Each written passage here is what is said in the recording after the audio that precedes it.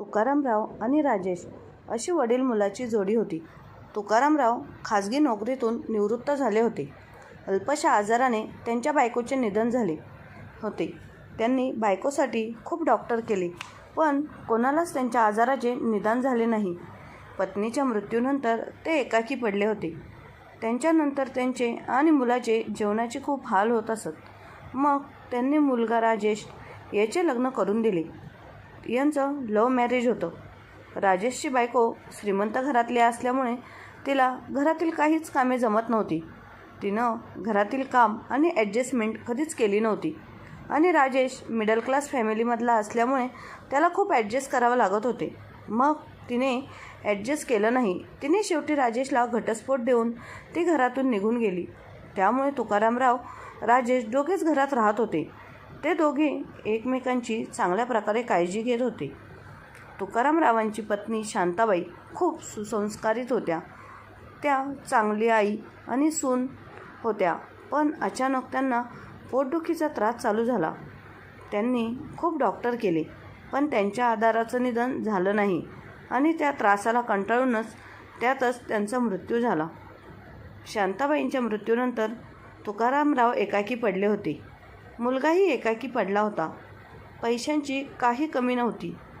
जास्त श्रीमंतही नाही आणि जास्त गरीबही नाही, अशी त्यांची फॅमिली होती. जेमतेम फॅमिलीसारखे ते राहत होते.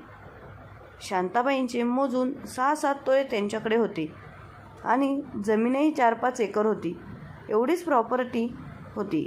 पण घरात बाईमाणूस नाही, त्यामुळे राजेशची घर आणि जॉब अशी धावपळ होत होती. पैसा जेमतेम असूनही घरात बाई नाही, त्यामुळे घराला घरपण नव्हतं. पण त्याला काही इलाज नव्हता.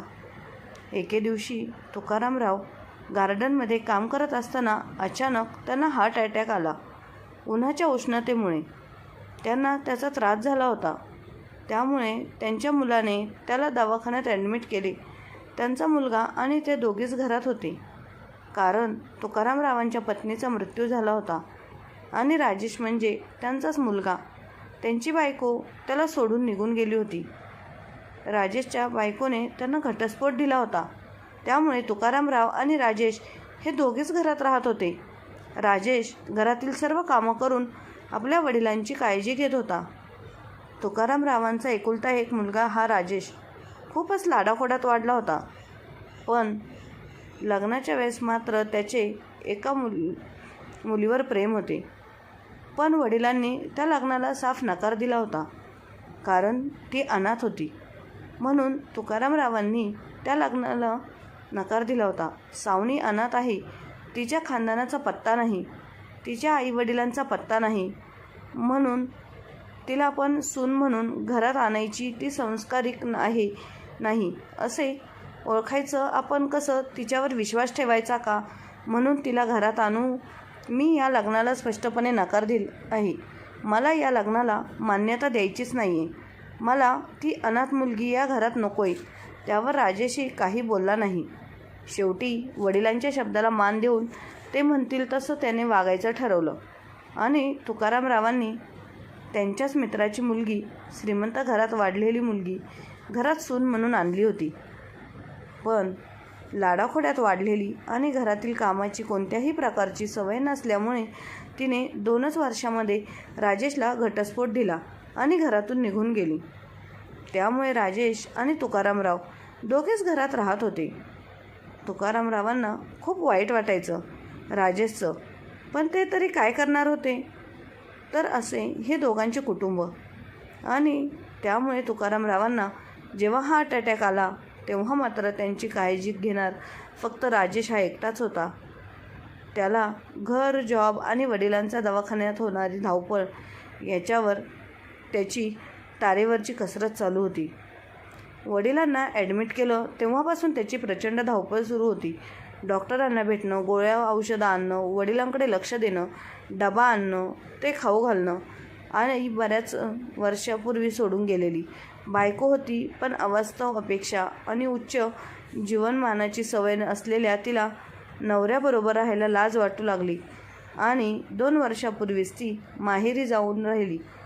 लग्नानंतर 2 वर्षातच घटस्फोटाचे पेपर तिने पाठवून दिले. तो एकटाच पडला. सोबत ना आई ना बायको, वडील आणि तो.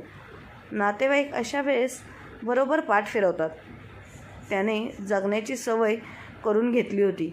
सकाळी उठून स्वतःसाठी डबा बनवायचा, वडिलांसाठी जेवण तयार ठेवायचं. वडील घरातलं बाकीचं आवरून घेत. मग ते थोड्या वेळ TV बघत, थोड्या वेळ मित्रांसोबत फिरून येत. दिवस निघून जात होते, पण त्यांचं वय वाढत होतं. ते असे अचानक आजारी पडले आणि सगळा भार त्यांच्यावरच आला. हॉस्पिटलमध्ये पैशांची तलवीज म्हणून नोकरीवर जाणं भाग होतं. वडिलांची हेळसांड होऊ नये म्हणून त्यांना डबा बनवायला घर ते हॉस्पिटल हेलपाटे मारावे लागायचे. त्यात तर अस्ताव्यस्त तो सुन्न झाला होता. मालकाकडे त्याने वडिलांच्या उपचारासाठी जास्तीचे पैसे मागितले होते. मालकाने होकार दिला होता. तो मालकाच्या केबिनबाहेर बसून होता. मालकाने 2 तास उशीर केला यायला. हातावर उपकार करतोय असे पैसे टाकले. तो धावतच हॉस्पिटलमध्ये गेला. पैसे भरले. जेवणाची वेळ झालेली. आता घरी कधी जाणार, बनवणार केव्हा? ऐनवेळी कुणाची विकतच डबाही देणार नाही. तो आधी वडिलांकडे गेला. त्याने तिथे वेगळंच चित्र पाहिलं. एक नर्स तिच्या डब्यातलं जेवण वडिलांना भरवत होती आणि वडिलांच्या डोळ्यातून अश्रू ओघळत होते. त्याला काही कळेना. त्याने जवळ जाऊन पाहिलं आणि त्याच्या अंगावर शहारेच आले. कारण ती दुसरी तिसरी कोणी नसून सावनी होती. सावनी भूतकाळातील त्याची प्रेयसी. एका सामाजिक कार्यानिमित्त त्यांची ओळख झालेली. ओळखीचं रूपांतर प्रेमात झालं. सावनी सुंदर, सुशील होती. अनाथ होती. आश्रमातच वाढलेली. वडिलांना सावनी नक्की आवडेल म्हणून एकदा त्याने दोघांची भेट घालून दिली. वडिलांनी साफ नकार दिलेला. अरे, कोण कुठली मुलगी ती? खानदान माहीत नाही ना जातपात. अशा मुलीशी लग्न केलंस तर माझ्याशी तू आणि तुझ्यासाठी मी मेलो असं समज. वडिलांनी आपला निर्णय सांगून टाकला. त्यांच्याच ओळखीतल्या त्यांच्या एका मित्राच्या मुलीशी लग्न करण्यास भाग पाडलं. लाडाकोडात वाढलेल्या तिला सांसारिक जबाबदाऱ्या नको होत्या. तिला सगळं नको नको वाटू लागलं. आमच्या मुलीला मोलकरीण बनवलं म्हणत तिच्या घरचे तिला घेऊन गेले. तिच्या जाण्याने फार काही फरक पडला नाही, पण त्यांचं आयुष्य मात्र उघड्यावर पडलं. आज सावनीला बघून वडिलांना खूप मोठा पश्चाताप झाला होता. त्यांना तिचा चेहरा चांगला लक्षात होता. सोज्वळ, सुंदर, निरागस चेहरा. ती अनाथ नसती तर वडिलांनी हसत हसत दोघांचं लग्न लावून दिलं असतं. बाबा, खाऊन घ्या, तुम्हाला ताकदीची गरज आहे. जणू काही झालंच नव्हतं अशा समजुतीत ती वडिलांची काळजी घेत होती. वडिलांचं जेवण झालं आणि ती बाहेर आली. तो तिच्या मागोमाग गेला. दोघांनी काही क्षण एकमेकांच्या डोळ्यात बघून डोळ्यातलं पाणी लपवलं. ती अडखळतच म्हणाली, माझं कर्तव्य केलं मी. त्याने तिच्याकडे निरखून पाहिलं. तिच्या गळ्यात ना मंगळसूत्र होतं ना कपाळाला कुंकू. ती तशीच होती. याच्या आठवणीत जगत होती. तो वडिलांकडे गेला. वडील शून्यात नजर लावून बसले होते. मग हळूच म्हणाले, माझ्या कर्माचं फळ आज भोगतोय मी. तेव्हाच तुझा हात तिच्या हातात दिला असता तर आज हसत खेळत कुटुंब असतं आपलं. तो काहीच बोलला नाही. वडील चुकले होते, पण वडिलांना काय बोलणार?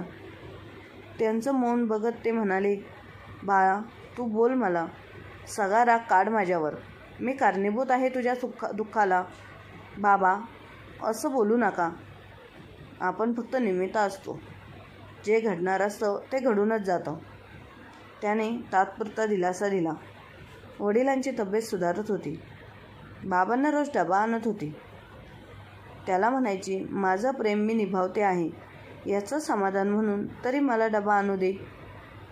त्याला नाही म्हणता आलं नाही, पण या एका मदतीमुळे त्याला खूप दिलासा मिळाला होता. सावनी वेळोवेळी येऊन त्यांची काळजी घेत होती. एके दिवशी त्यांनी तिला विचारलं, बाळा, कुठे राहतेस? लग्न झालंय का? बाबा, मी हॉस्पिटल शेजारीच एक खोली घेऊन राहते. दिवसभर हॉस्पिटलमध्ये जातो आणि लग्न आयुष्यात एकदाच प्रेम केलेलं बाबा, ते विसरता येणं शक्य नाही. एवढं बोलून ती पटकन तिथून उठली आणि निघून गेली. बाबांना डिस्चार्ज मिळाला. घरी जातेवेळी त्यांनी पाहिलं, एक गुंड सावनीशी हुज्जत घालत होता. मुलगा काउंटरवर काही फॉर्म भरत होता. त्याला आवाज दिला, पण हॉस्पिटलमधल्या गोंगाटात आवाज गेला नाही. ते एकटेच चालत जवळ गेले. त्यांनी बोलणं ऐकलं. हे बघ बाई, तुला याच महिन्यात भाडं द्यावं लागेल. अहो, तुम्ही कुठलीही पूर्वकल्पना न देता पैसे वाढवले असे अचानक. पैसे कुठून आणू मी? तुम्हाला या महिन्याचं भाडं देते ना मी पूर्ण. जास्तीचे पैसे भरायला थोडा वेळ तर द्या. नाही देणार. काय करशील? अहो, मी कुठे जाऊ एकटी? मला ना नातेवाईक ना आईवडील. थोडं समजून घ्या. ती रडकुंडीला येत म्हणाली, रस्त्यावर राहा नाही तर भीक माग. मला काही घेणं नाही. वडिलांचा संताप झाला. ते ताडकन त्या गुंडाकडे गेले आणि त्याच्या जोरात कानाखाली वाजवली. तो गुंड घाबरला. काय म्हणालास? रस्त्यावर राहा? अरे, ही रस्त्यावर पडलेली दिसते का तुला? इथे हॉस्पिटलमध्ये रुग्णांची सेवा करण्याचं पुण्याचं काम करते ती. तुझ्यासारखी अरेरावी करत पोट भरत नाही. ओ बाबा, हा आमच्यातला मॅटर आहे. तुम्ही कोण आहे मला सांगायला? कोण लागते ही तुमची? बाबांचे डोळे लाल झाले. आवेशाने बाबा म्हणाले, सून आहे ती माझी.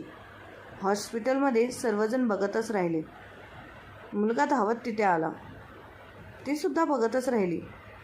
गुंड खजील होऊन तिथून निघून गेला. मुलगा आणि सावनी बाबांकडे बघतच राहिले. सावनी, सामान उचल आणि चल आपल्या घरी. मी केलेली चूक सुधारायची एक संधी मला दे. बाबा सावनीला घरी घेऊन आले आणि नंतर मग चांगला मुहूर्त बघून त्यांनी आपल्या मुलाचं आणि सावनीचं लग्न लावून दिलं. सावनी आणि राजेश एकमेकांकडे साश्रुश नयनाने बघतच राहिले. खूप दिवसांनी आणि मोठ्या दिव्यानंतर त्यांच्या प्रेमाला नियतीने एकत्र आणलं आणि त्या एका निर्णयाने 3 जणांचे आयुष्य मार्गी लागले. आणि मग सावनी त्यांच्या घरी राहू लागली आणि बाबांची खूप चांगल्या प्रकारे काळजी घेऊ लागली. त्यांच्या तब्येतीची, या औषधांची आणि नाश्ता, जेवण सगळ्या प्रकारे व्यवस्थित काळजी घेऊ लागली. ते बघून बाबा सुखावून गेले होते. आणि नंतर मग बाबांनी एक मोठा निर्णय घेतला आणि मग त्यांनी आपल्या मुलाला आणि सुनबाईला बोलावून घेतली आणि सांगितलं की बाळा, मी सावनीला ओळखण्यास खूप मोठी चूक केली होती. सावनी खूपच चांगली मुलगी आहे. तिने माझे चांगल्या प्रकारे काळजी घेतली म्हणून मी माझी प्रॉपर्टी आणि आपले वडिलोपार्जित जे दागिने आहेत ते सर्व मी सावनीला अर्पण करत आहे. मी तुझ्या नावे सर्व काही करत नाही, तर मी माझ्या सुनबाईच्या नावाने सर्व काही करत आहे. कारण मी केलेले चुकीमुळे सावनीने खूप काही भोगले. ती एकाकी जीवन जगत होती. मी त्याच वेळी तिच्या लग्नात होकार दिला असता तर तिला असं जीवन जगावं लागलं नसतं. म्हणून मी हा निर्णय घेतला आहे. इथून पुढचं सगळं जीवन खूप सुखासमाधानात जावं यासाठीच मी माझी सर्व प्रॉपर्टी तिच्या नावावर करत आहे. त्यांनी त्यांच्या मुलाला विचारलं, तुला याबाबत काय म्हणायचं आहे? त्यावर तोही म्हणाला, बाबा तुम्ही म्हणाल तसं. यावर माझं काही म्हणणं नाही. पण सावनी बाबांना म्हणाली, बाबा असं कशाला करायचं? ते आणि मी काही वेगळे आहे का? त्यांच्या नावावर केलं तरी चालेल, माझं काही म्हणणं नाही. त्यावर बाबा, माझ्याच नावावर करावं असं काही म्हणणं नाही आहे. तुम्ही कशाला माझ्या नावावर सगळी प्रॉपर्टी करत आहे? प्लीज, मला हे नको आहे. पण त्यावर बाबा म्हणाले, नाही पोरी, तू माझ्या आजारपणात जशी काळजी घेतली त्यावरच तू मला जिंकून घेतलं. म्हणूनच मी तुला आपले जे वडिलोपार्जित दागिने आहेत ते आणि प्रॉपर्टी तुझ्या नावावर करून देत आहे, जेणेकरून तू चांगल्या प्रकारे सांभाळशील आणि माझ्या मुलाचा चांगल्या प्रकारे संसार करशील. त्यावर राजेश म्हणाला, ठीक आहे बाबा, तुम्ही सगळे प्रॉपर्टी सावनीच्या नावावर करा, माझे काही हरकत नाही आहे. नयनाचं मग झाला आणि शेवटी तिने बाबांची इच्छा पूर्ण केली आणि शेवटपर्यंत चांगल्या प्रकारे बाबांची काळजी घेतली. आपल्या वडिलांसारखी वडीलही सुखी होते आपल्या निर्णयावर. अशा प्रकारे तुकारामरावांनी वेगळ्या प्रकारचा निर्णय घेऊन सगळी प्रॉपर्टी आपल्या सुनेच्या नावावर केली होती आणि आता त्यांचं तिघांचं कुटुंब चांगल्या प्रकारे सुख समाधानाने राहत होते. तर मित्रमैत्रिणींनो, बरेचदा गरीब घरातली मुलगी आपल्या घरी नको म्हणून तिला नाकारलं जातं आणि श्रीमंत घरातली मुलगी सून म्हणून आणली जाते. पण तीच मुलगी जेव्हा आईवडिलांची काळजी घेत नाही त्यावेळेसच कळतं की संसारिक मुलगी असणं, संसारिक सून घरात आणणे खूप गरजेचं असतं, खूप गरजेचे आहे. जशी सावनी होती. तर मग मित्रमैत्रिणींनो, तुम्हाला तुकारामरावांनी घेतलेला निर्णय कसा वाटला कमेंट बॉक्समध्ये नक्की कळवा आणि कथा चांगली वाटली तर लाईक, शेअर, सबस्क्राईब नक्की करा. धन्यवाद.